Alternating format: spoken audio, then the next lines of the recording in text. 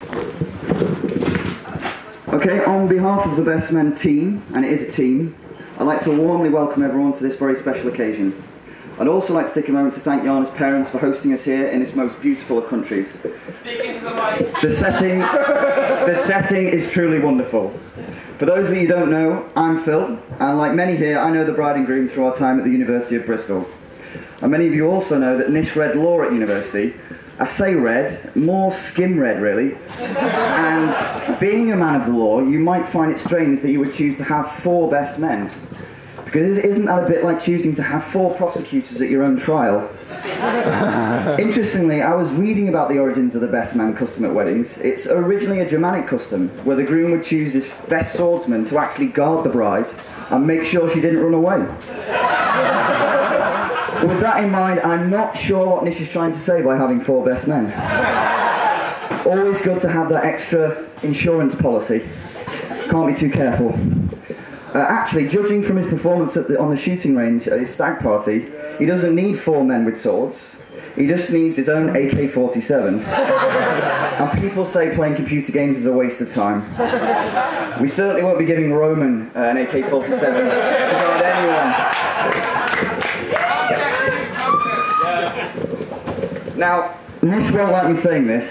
In fact, he's not really going to like what I've got to say for about the next 5 minutes. But one evening back in Balham, Nish once said that he thought we were an unlikely friendship. And looking back, I kind of know what he meant. I cast my mind back to when we would have first met each other at Syndicate Super Club in Bristol. Picture the scene. At one end of the dance floor, there's me.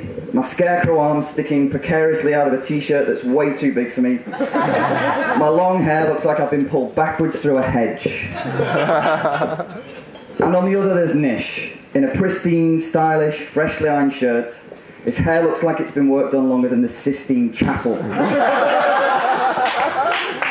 So, Nish, borderline metrosexual, me, borderline homeless.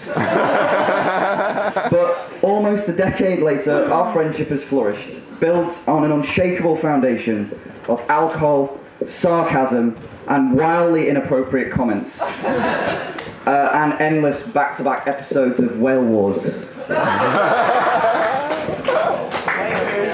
Now, most people will be expecting anecdotes from a best man speech.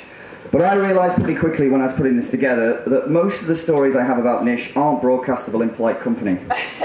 Some of them aren't broadcastable in impolite company. And quite frankly, Nish, I've been cool story broed enough times to be permanently scarred now. But I'm a historian by trade, and as such, I love a good quote. In fact, some of my essays at university were almost entirely quotes. So here we go. Quote 1 from Nish. Cancel the date. You're too good for her anyway. I'm being serious when I say, let loose this weekend. Then I shall never ask this of you ever again. I had to censor that one. Quote 2. I know I've been in bed for 10 hours, Phil, but right now it's important I continue sleeping here while you get me a Subway sandwich. Quote 3. I can't take it. I have fried chicken on my brain. This no junk food thing is killing me. Having a pita wrap instead. Crying smiley face. Quote 4. It's Friday. Oh yes, oh God yes. It's Friday. Quick, close the curtains before Saturday gets here.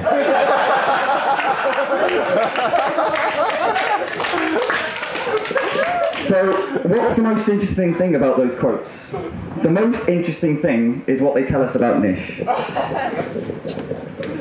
They tell us that he's partial to the odd piece of fried chicken. In fact, a prolonged lack of deep-fried poultry products can lead to some noticeable distress. They tell us that if Nish had one wish, it would definitely be to make every day Friday. And I mean every day.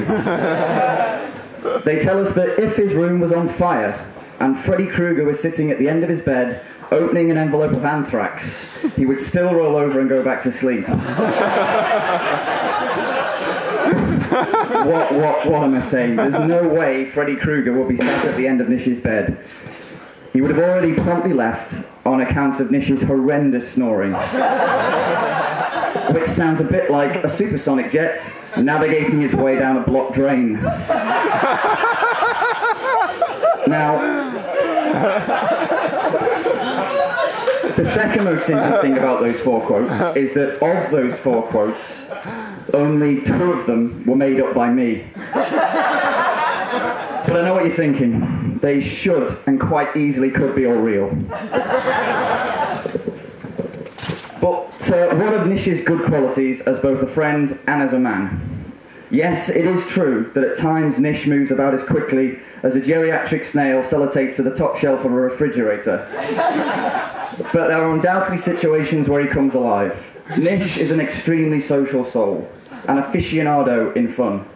He naturally surrounds himself with people who are warm and outgoing, and if a person isn't those things, he has an uncanny knack for bringing them out of their shell.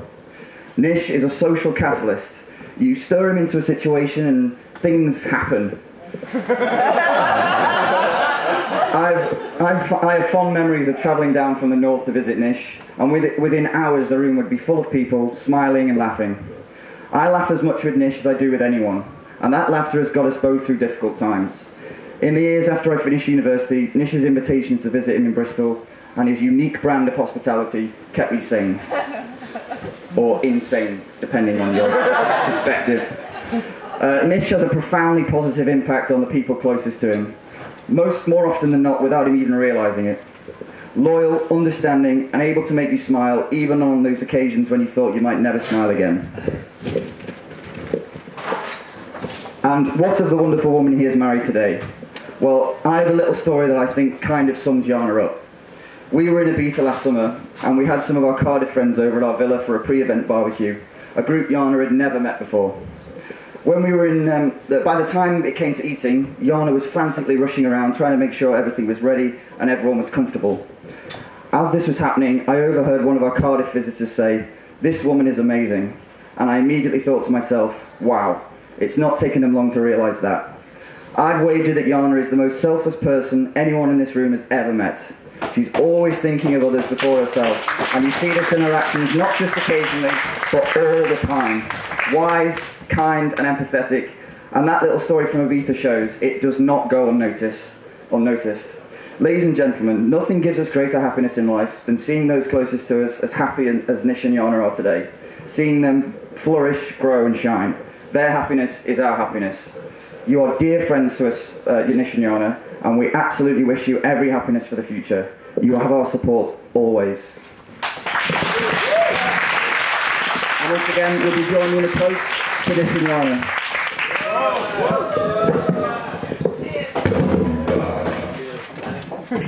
Oh, sorry, I should introduce our next act.